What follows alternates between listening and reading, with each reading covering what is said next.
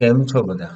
આશા રાખું છું કે તમે બધા એકદમ મસ્ત મજામાં હશો. ભારતીય શેર બજારના પાર્ટ 7 માં તમારા બધાનું ફરીથી એક વખત હાર્દિક સ્વાગત કરું છું. મિત્રો, હું આશા રાખું છું કે તમને આ બધા વિડીયોઝ મારા ગમતા હશે. મારી આ મહેનત તમારા નોલેજમાં કંઈક ને કંઈક વધારો કરી રહી હશે. તો મિત્રો, આપણે આગળ ઘણું બધું નવું જાણવાનો પ્રયત્ન કર્યો. આ સિરીઝ બનાવવાનો મારો એક જ મોટિવ હતો કે જે લોકો નવા છે અને બીજાના કહેવાથી, બીજાને જોઈથી ઇન્ફ્લુઅન્સ થઈ જાય છે. ઇન્સ્ટાગ્રામ ઉપર, યુટ્યુબ ઉપર મોટા મોટા પીએનએલ રિપોર્ટ, પીએનએલ સ્ક્રીનશોટ જોઈને ઇન્ફ્લુઅન્સ થઈ જાય છે.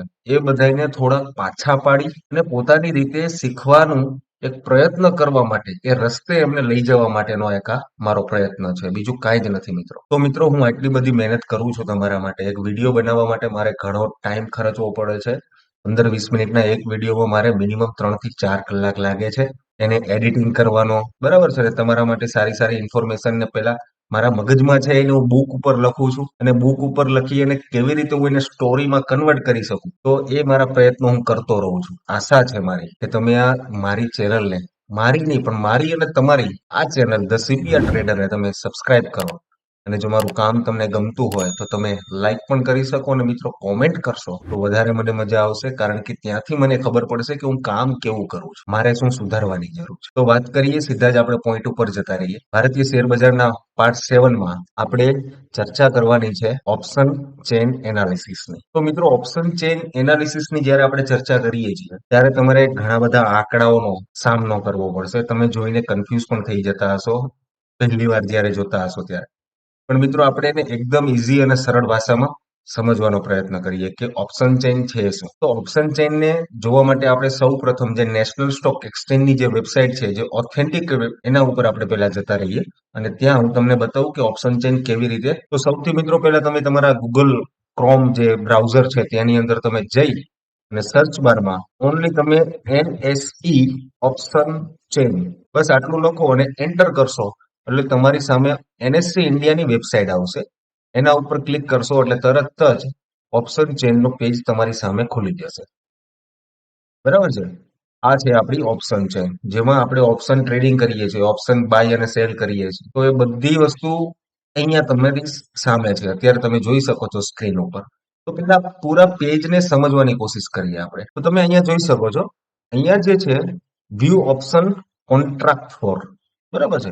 તો ત્યાં તમે તમારે જે કોઈ ઇન્ડેક્સનો તમારે ઓપ્શન ચેઇન જોવી છે ત્યાંથી તમે ડાયરેક્ટ સર્ચ કરી શકો છો. નિફ્ટી છે, ફિન નિફ્ટી છે, બેંક નિફ્ટી છે, મિડ કેપ છે.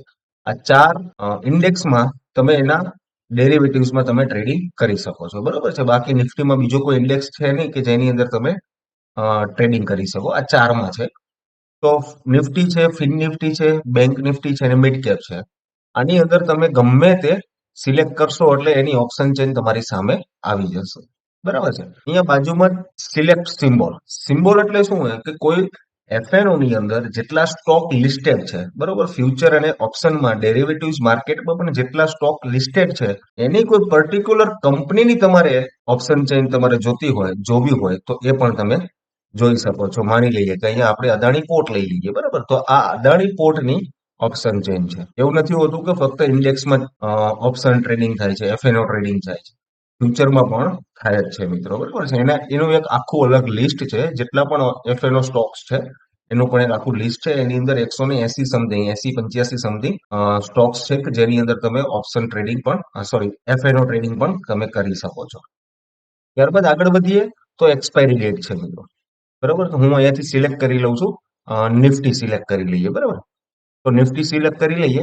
હવે એની અંદર એક્સપાયરી ડેટ પણ આવે છે મિત્રો. આ તમે જોઈ શકો છો કે કેટલી એક્સપાયરી ડેટ છે. હવે ઇન્ડેક્સની અંદર વીકલી એક્સપાયરી પણ આવે છે અને મંથલી એક્સપાયરી પણ આવે છે, બરાબર? તો વીકલી એક્સપાયરી તમે ડેટ જોઈ શકો છો, 14 તારીખ, બરાબર? તો આવતી 14 તારીખે નિફ્ટીની વીકલી એક્સપાયરી છે, એટલે કે અઠવાડિયાના દર ગુરુવારે નિફ્ટીની એક્સપાયરી હોય છે મિત્રો. કદાચ તારીખ યાદ ન રહે તો તમે દિવસ પણ યાદ રાખી શકો, કયો વાર છે એ પણ તમે યાદ રાખી શકો. તો નિફ્ટીની જે એક્સપાયરી છે એ ગુરુવારે થતી હોય છે, અઠવાડિયાના દર ગુરુવારે એની એક્સપાયરી થતી હોય છે. એટલે કે જે કરંટ વીકનો જે કોન્ટ્રાક્ટ છે એ એક્સપાયર થઈ જતો હોય છે, બરાબર છે? ત્યારબાદ તમારે 15 તારીખથી જે આ 21 માર્ચ વાળો કોન્ટ્રાક્ટ છે એમાં તમે ટ્રેડિંગ કરી શકો છો, બરાબર? ત્યારબાદ ફિન નિફ્ટીમાં લઈ લઈએ. તો ફિન નિફ્ટીમાં 12 માર્ચ 2024 અને વાર છે મંગળવાર, બરાબર છે. તો ફિન નિફ્ટીમાં અઠવાડિયાના દર મંગળવારે એની એક્સપાયરી હોય છે. મંગળવારે સાંજે આ જે 12 તારીખ વાળો જે કોન્ટ્રાક્ટ છે, આ ગયું જે વીક છે આખું, બરાબર છે, એની અંદર આની એક્સપાયરી આજે એની એક્સપાયર થઈ જશે. એટલે કે આજે આખો કોન્ટ્રાક્ટ છે આજે એક્સપાયર થઈ જશે. અને કાલેથી આપણે કયો કોન્ટ્રાક્ટ આવશે?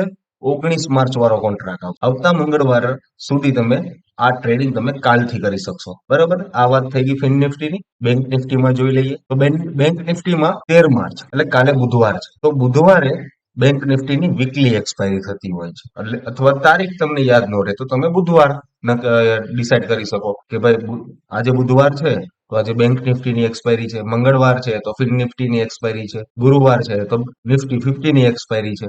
તો આવી રીતે હોય છે. ત્યારબાદ જે ચોથો જે છે એ મિડ કેપ છે, બરાબર. મિડ કેપમાં 18 તારીખ અઠવાડિયાના દર સોમવારે મિડ કેપની એક્સપાયરી હોય છે, બરાબર છે. અઠવાડિયાનો જે કોઈ પણ સોમવાર આવે, મહિનાની અંદર જેટલા સોમવાર આવે એની અંદર મિડ કેપની એક્સપાયરી હોય છે. તો આ વાત થઈ ગઈ એક્સપાયરી. હવે સ્ટ્રાઇક પ્રાઇસ, બરોબર. સ્ટ્રાઇક પ્રાઇસ શું છે મિત્રો? અહીંયા આપણે એક વખત નિફ્ટી કરી લઈએ અને સ્ટ્રાઇક પ્રાઇસ જોઈ લઈએ. આ બધી સ્ટ્રાઇક પ્રાઇસ છે મિત્રો, બરોબર. હવે તમે જુઓ, સ્ટ્રાઇક પ્રાઇસને સમજવા માટે આપણે ઓપ્શન ચેઇનમાં જોઈએ. સ્ટ્રાઇક પ્રાઇસ શું છે એ તમને સમજાવો. હવે મિત્રો જે આ સાઈડનો જે ડેટા છે ને એ કોલ છે, બરોબર. અને આ સાઈડનો જે ડેટા છે એ પુટનો ડેટા છે. ઉપર તમે હેડિંગ જુઓ તો સેટ તમે જોઈ શકો છો ઉપર કોલ અને પુટ બંને લખેલું છે, બરોબર. આ રહ્યું પુટ અને અહીંયા છે કોલ. આ જે મિડલ પાર્ટ છે, આ જે મિડલ પાર્ટ રહ્યો એની અંદર આ જે કંઈ પણ આંકડા લખેલા છે એને સ્ટ્રાઇક પ્રાઇસ કહેવાય છે, બરોબર છે. આ બંને સ્ટ્રાઇક પ્રાઇસ હોય છે, તમે જોઈ શકો છો 50 પોઈન્ટનો ડિફરન્સ છે. 322,300 અને 22,350. નિફ્ટીની અંદર દરેક સ્ટ્રાઇક પ્રાઇસ ઉપર 50-50 ના ડિફરન્ટથી ટ્રેડ થાય છે, બરાબર છે. તો હવે આ સ્ટ્રાઇક પ્રાઇસ કેવી રીતે? માનો કે કોઈ લેવલ છે 22,200, બરોબર છે, અને નીચે લેવલ છે 22,100, બરાબર. આ નિફ્ટીની વાત કરું છું મિત્રો, નિફ્ટી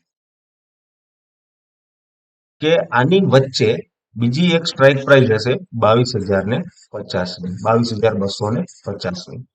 તો આ ત્રણ સ્ટ્રાઇક પ્રાઇસમાં 50-50 નો ડિફરન્ટ હોય છે. હવે જ્યારે માર્કેટ આ બે સ્ટ્રાઇકની વચ્ચે ટ્રેડ કરતું હોય, બરાબર, તો આની અંદર શું છે કે તમે 22,000 નો કોલ કે પુટ તમે હવે માનો કે તમને એમ લાગતું હોય કે માર્કેટ 22,200 થી ઉપર નીકળશે, બરાબર.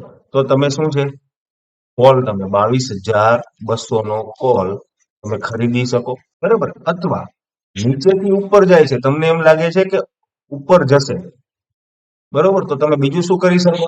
22,250 નો પુટ તમે વેચી પણ શકો. આને બાય કરવો પડે મિત્રો, કારણ કે માર્કેટ ઉપર જવાનું છે, બરાબર. અને આને સેલ કરવો પડે. શું કરવા?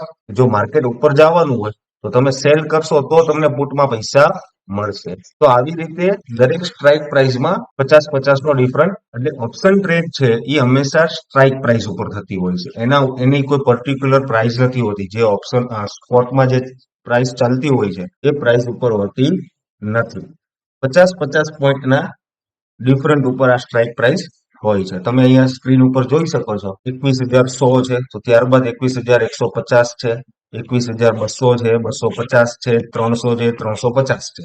તો નિફ્ટીની અંદર 50-50 ના પોઈન્ટ ઉપર સ્ટ્રાઇક પ્રાઇસ હોય છે. એવી જ રીતે બેંક નિફ્ટીની અંદર 100 પોઈન્ટ ઉપર હોય છે, બરાબર. તમને બતાવી દઉં. બેંક નિફ્ટીમાં જ આપણે જોઈ લઈએ. બેંક નિફ્ટીની અંદર 100 પોઈન્ટ ઉપર છે, બરાબર. 42,000, 42,100, 42,200, 42,300. તો આ સ્ટ્રાઇક પ્રાઇસ ઉપર ટ્રેડ થતું હોય છે.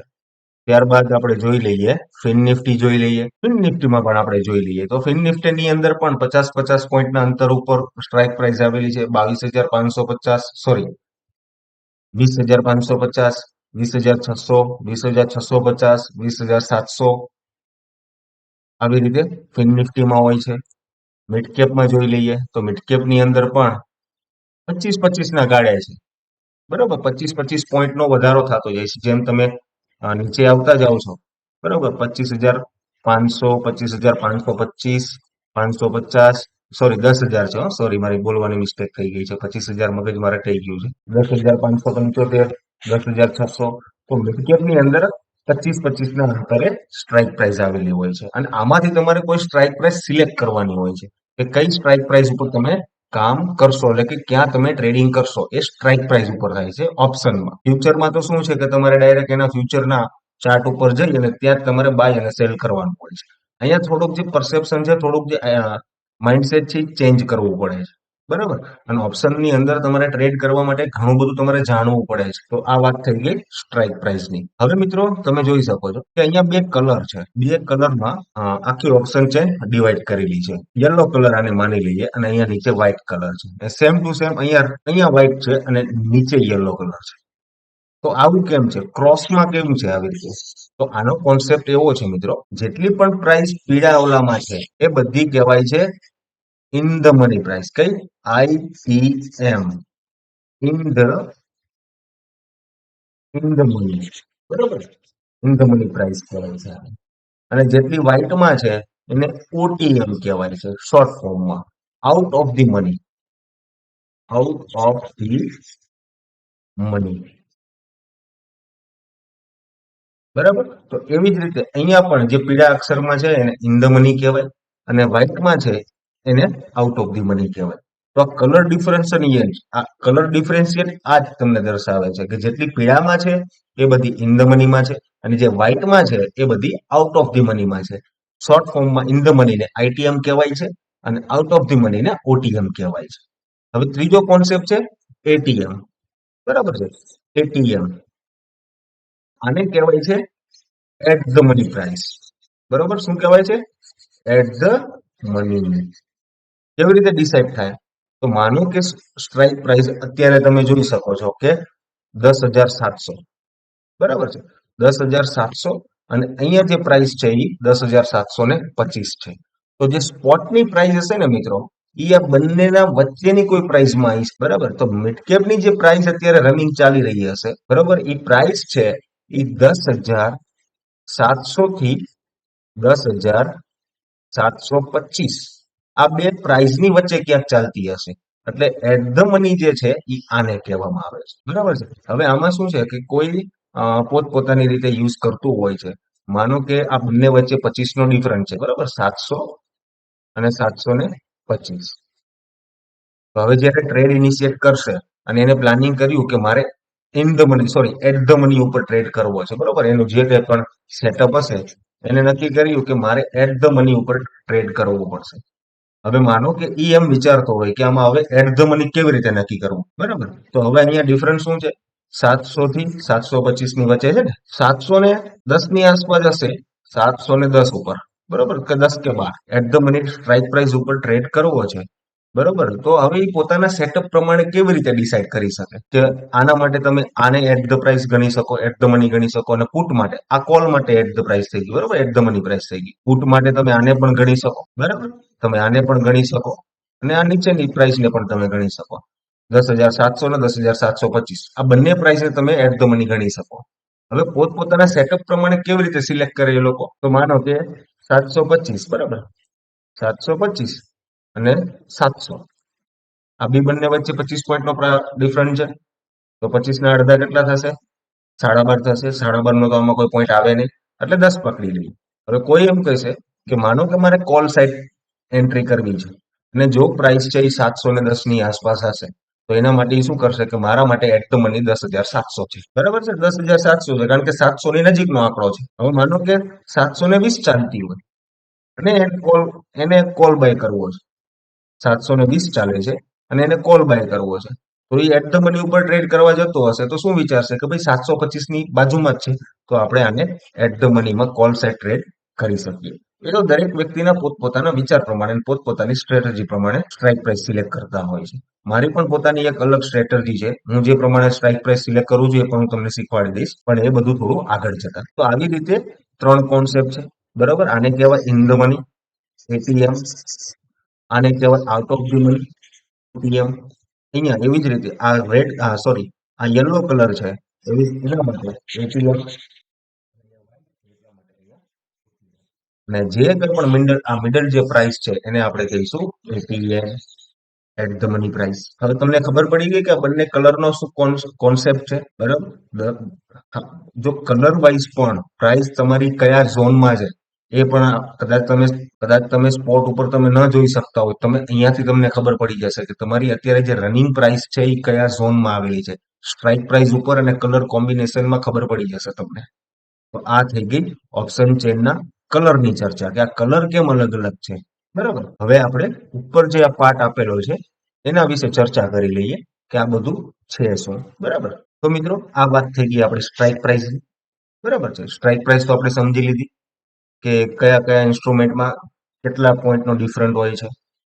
હવે તમે જોઈ શકો કે બંને બાજુ, અહીંયાથી આ બાજુ જતા અને અહીંયાથી આ સાઈડ જતા, કોલ બાજુ જતા, બરાબર? આ પુટ સાઈડ છે અને આ કોલ સાઈડ છે. હવે પુટ સાઈડ તમે જશો તો પણ સેમ કોલમ તમે ઉપર જોઈ શકો છો, અને સ્ટ્રાઇક પ્રાઇસ થી તમે કોલ બાજુ જશો તો સેમ કોલમ તમે જોઈ શકશો, બરોબર? એટલે હું કોઈ પણ એક કોલમ તમને સમજાવી દઉં એટલે બીજી કોલમ ઓટોમેટિક તમને સમજાઈ જશે, બરાબર? તો હવે પહેલા જ વાત કરી લઈએ ક્વોન્ટિટીની.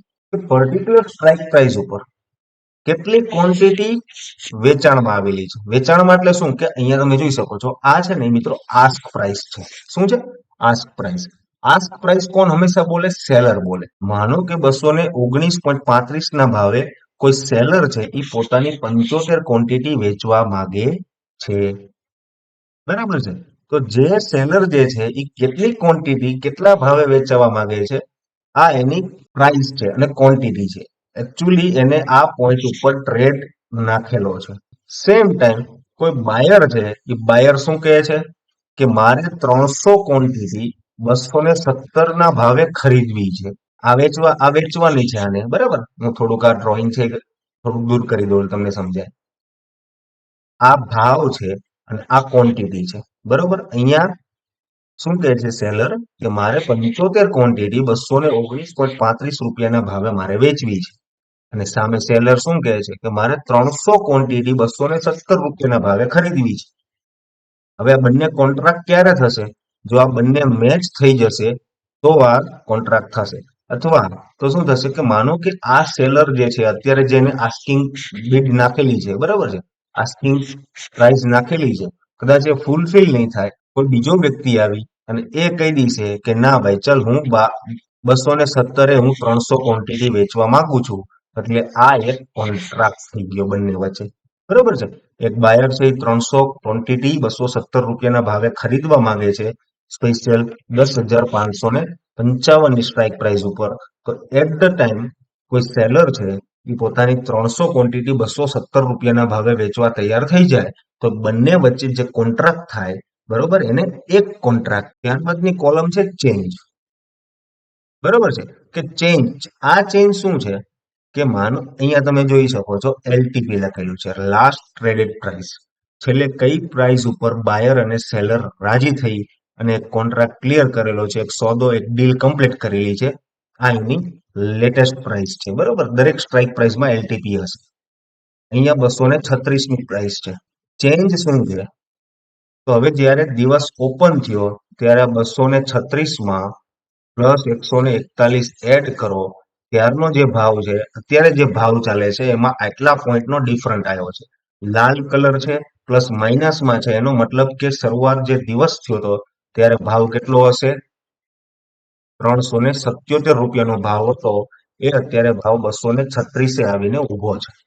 આ એની પોઈન્ટમાં કેટલો ચેન્જ આવેલો છે એ દર્શાવે છે. બીજું ઇન્ટ્રેન્સિક વેલ્યુ છે, બરોબર છે? હવે ઇન્ટ્રેન્સિક વેલ્યુ છે ને મિત્રો, તમે જેમ જેમ નીચે જશો, બરાબર છે, એમ એમ ઘટતી જાય છે. તો આઈવી ને અત્યારે હું થોડું મુલતવી રાખું છું. એનું કારણ છે કે થોડોક અલગ સબ્જેક્ટ છે. આના માટે હું સ્પેશિયલ વિડીયો બનાવીશ કે જેની અંદર હું આ આઈવી એટલે કે ઇમ્પ્લાઇડ વોલેટિલિટી અને એક આપણે નિફ્ટીનો એક ઇન્ડેક્સ છે ઇન્ડિયા વિક્સ કરીને, બરાબર, આ બંનેને હું એક સાથે સમજાવીશ. ત્યાં તમને હું ઇન્ડેક્સની શું વોલેટિલિટી હોય છે અને ઓપ્શનમાં શું વોલેટિલિટી હોય છે એ બંને તમને હું એક સાથે ઉદાહરણ સાથે હું સમજાવીશ, બરાબર? પણ જનરલી હું તમને કહી દઉં, ઇમ્પ્લાઇડ વોલેટિલિટી છે ને એ આંકડા, આ બધા જે કંઈ પણ આંકડા છે પુટ બાજુ અને કોલ બાજુ, એ બધા આંકડા તમને એ સ્ટ્રાઇક પ્રાઇસ ઉપર, બરાબર. દાખલા તરીકે અહીંયા 10,700 ની સ્ટ્રાઇક પ્રાઇસ છે. 10,700 ની સ્ટ્રાઇક પ્રાઇસ ઉપર પુટ બાજુ ઇમ્પ્લાઇડ વોલેટિલિટી છે 23, બરાબર. અને સેમ 10,700 માં કોલ બાજુ ઇમ્પ્લાઇડ વોલેટિલિટી છે 20 છે. તો એટલું યાદ રાખવાનું કે જ્યારે માનો કે તમે કોઈ ટ્રેડ લો છો, બરાબર. હવે અહીંયા બ્રેકઆઉટ ઉપર તમે ટ્રેડ લીધો, અહીંયા બ્રેકઆઉટ થયું ને તમે ટ્રેડ લીધો, બરાબર. તો માનો કે તમે પુટ બાજુ ટ્રેડ લો છો, ત્યારે હંમેશા ધ્યાન રાખવાનું કે આઈવી જે છે પુટની, એ કોલ કરતા વધારે હોવી જોઈએ.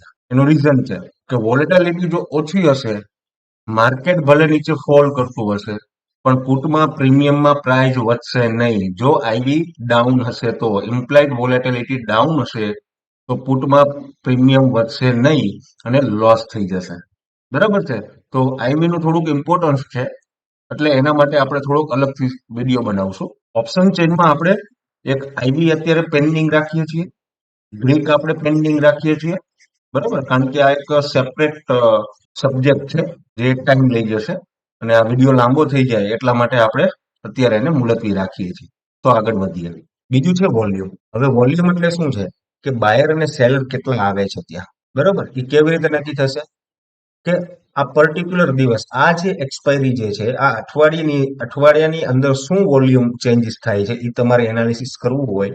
ઓઆઈ એટલે ઓપન ઇન્ટરેસ્ટ, અને ચેન્જ ઇન ઓઆઈ એટલે ચેન્જ ઓપન ઇન્ટરેસ્ટમાં શું ચેન્જ આવ્યો છે આજના દિવસે, એ તમે બંને અહીંયા આ કોલમની અંદર જોઈ શકો છો. ઓઆઈ શું કામમાં આવે છે એ તમારે જાણવું હોય તો તમને સિમ્પલ લોજિક કહી દો કે કોઈ પર્ટિક્યુલર સ્ટ્રાઇક પ્રાઇસ ઉપર માની લો કે અહીંયા 22,900 ચાલુ છે, 22,900 સ્ટ્રાઇક પ્રાઇસ ઉપર અત્યારે પ્રાઇસ છે. તમારે ઓઆઈ એનાલિસિસ તમે જ્યારે કરો ને ત્યારે તમને એક સપોર્ટ અને એક રેઝિસ્ટન્સ મળતા હોય છે. જે લાઈનમાં સૌથી વધારે બંને બાજુ ઓઆઈ છે, જ્યાં ઓઆઈ વધારે હશે, માનો કે કોલ બાજુ ઓઆઈ વધારે હશે, રેઝિસ્ટન્સ નું કામ કરશે ને, કારણ કે પ્રાઇસ ચડતી જાય છે, બરોબર. 20,750, 20,800, 850, 900, જેમ નીચે જાવ છો એમ પ્લસ થતી જાય છે ને.